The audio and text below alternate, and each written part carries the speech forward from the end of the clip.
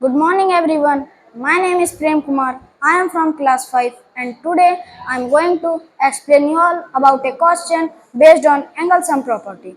So, think that in the measurement of angle A is 60 degree and the measurement of angle B is 40 degree.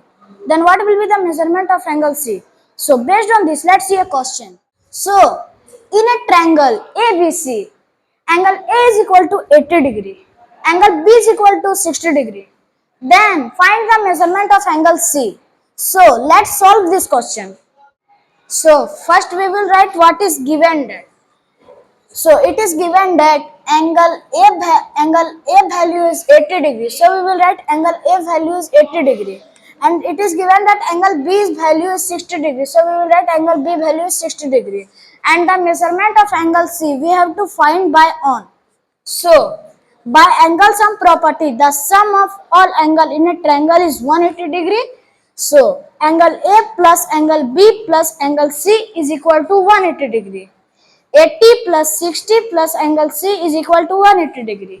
80 we will write because here angle A is given and angle A value is 80 degree. We will write down of that the value of angle A. So plus angle B value. Angle B value it is there. So we will write and what is the value of angle B? 60 degree. We will write here 60 degree. So now plus angle C. Angle C we have to find by on. So we will write angle C. Only angle C because we have to find by on is equal to 180 degree. 140 plus angle C is equal to 180 degree.